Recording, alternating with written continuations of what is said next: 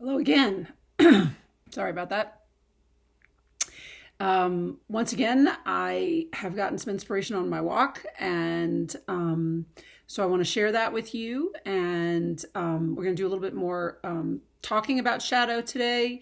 Um, and I'm going to be interspersing that with meditations about working with your shadow and releasing and being with pain and taking care of your inner child and all that sort of stuff. But I feel called to talk about it a little bit more first so that you can really, I want you to have a really good grasp on what your shadows are potentially and how to access them so that you know what it is that you're looking for and what it is that you're working with. So, just a quick little story too. So, I was thinking about this on my walk today, and and then I had this idea that you know, and again, being inspired from class the other day with Jules, but so September shadows. And that's going to be the theme of these videos for the month. And I think I sort of mentioned that yesterday, but I'm like sort of making it really official that I am committing myself to putting out a video a day about shadow work, one way or another, whether it's talking about the idea of it, working with it, or whether it's specific practices to work with it or meditations or whatever. But there's going to be something every single day. So you can dip in or dip out, or you can go back and start again or look at something else. Or if you prefer to do a meditation on a particular day, you can do a meditation, whatever. And the meditation I did the other day about letting go, that is something certainly that you could use.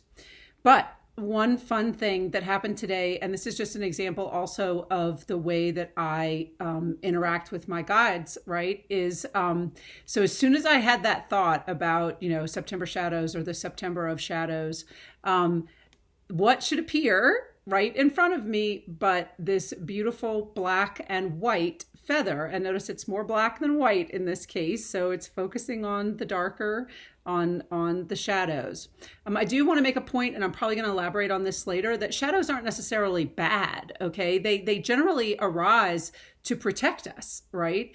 We get triggered about stuff because we've been hurt by something before, and that thought triggers, really actually physical responses. There's a physicality to this, and it's a protective thing. Ultimately your amygdala and your brain is part of this whole process, and that's what's in control of anxiety, and it's really meant to protect you. So we want to make our shadows our allies instead of our enemies, right? We want to learn to dance with them, which is another reminder of a funny thing and a funny way that I interact with my guides is right after the idea of the September of shadows and doing this every day. And I got the feather, and then I swear I could almost hear laughter. And then Shadow Dancing by Andy Gibb was playing, which I'll probably post later, which of course has been my favorite song, since I was like 8 years old. So I don't know I guess we could all, laugh about that. So also to understand that, not that this isn't real work and not that it isn't serious, but that we can also have a little bit of fun and we can laugh. And so I'll probably be posting Shadow Dancing, and maybe I'll try to find some other shadow songs, or if you know shadow songs, go ahead and post them. But anyway, so today's shadow practice, is really about, again, we're still in the beginning. So, the new moon was last night, my time, 5:52, I think it was. So the whole idea as we're starting this new phase, this new moon, this, working through these the shadows and the darkness of the new moon, because of course the new moon means that there's like no moon, right? It's starting over again. So how to identify that, right? How do you find your shadow? What is a shadow? One place that is an easy, I think, way to look for them, or one way to look for them, is in the stories that we tell ourselves, right? What are the stories that we tell ourselves? And they can be as simple as a story I was telling myself the other day when I felt like I hadn't gotten as much sleep as I would have wanted. And I realized I was saying to myself all day long, I'm so tired. I'm so tired. I can't do that. I'm so tired. I'm so tired. I'm so tired. Well, you know what? That wasn't helping me be less tired. And it wasn't helping me have a better attitude about whatever it was that I did need to get done that day or wanted to get done that day, right? That is a story I did not need to tell myself, right? And I have found that if I identify a story that I'm telling myself, even if I'm doing it, like if I realize, oh my gosh, subconsciously I've been telling myself I'm tired all day or I don't feel good or whatever it is, right?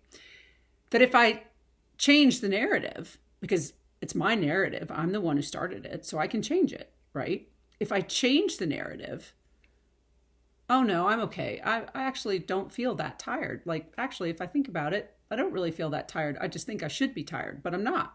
I'm actually okay. I can do this. Maybe I'll go to bed early if I'm tired then, but I'm actually okay. I feel pretty good, or I could focus on what does feel good.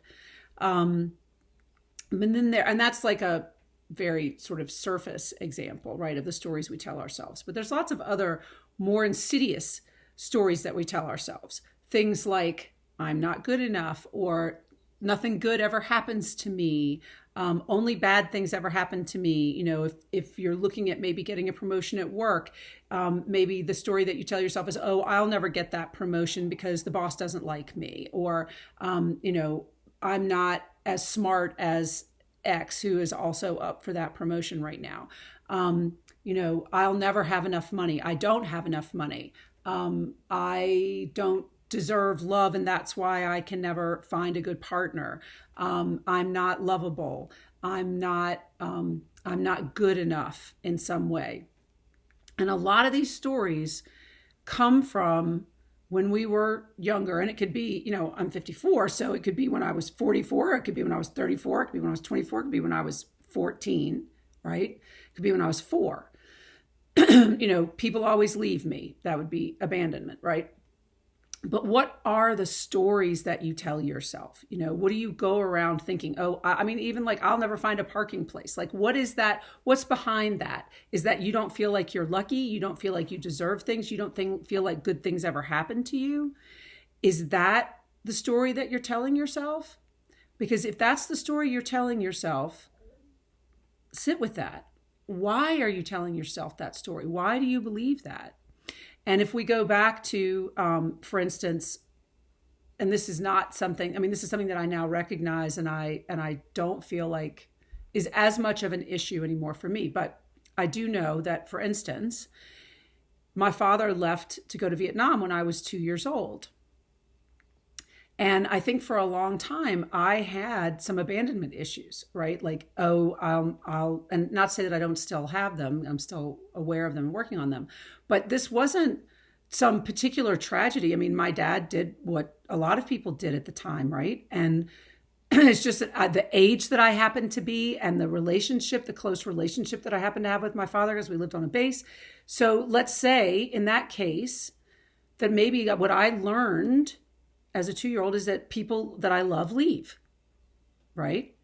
So what then, and then that as I got older and older might have translated, like I might have then every time somebody that I cared about left, then that just strengthened that story that I told myself. People I love leave me. I'm going to leave people before they leave me. Do you see what I'm saying? Like that is a story I could have told myself. I'm not telling myself that story anymore. And now I understand that, right? That doesn't mean that it's not potentially still a trigger for me a little bit and that it's not something I need to work with, but I don't tell myself that story anymore. Does that make sense? And that's what I want you to think about today, right? Think about what are the stories that I tell myself, right? And then just think about, do I know where they might have come from? It doesn't necessarily, in order to be healed, you don't have to know where it came from, okay? You just have to know that it's there, all right? If you can identify where it came from, that can certainly be helpful, but it's not absolutely necessary, right? Knowing how it impacts you today, knowing what that story is and how you might change that narrative today, that's the most important thing. Don't get hijacked by not being able to figure out where it came from, Okay. Focus on today. All right. So that's what I'm going to leave you with today. What are the stories that you tell yourself? Try to pay attention to those stories as you're working through your day. What is it that you say to yourself? What are the stories you say to yourself? And remember, you're in charge of the narrative. You're the one telling the story, so you can change it, right? Again, questions, thoughts, needs, whatever, please put them in comments or whatever. And then I will respond, and I will be also back tomorrow with more. So take care and have a great day. Thanks. Bye.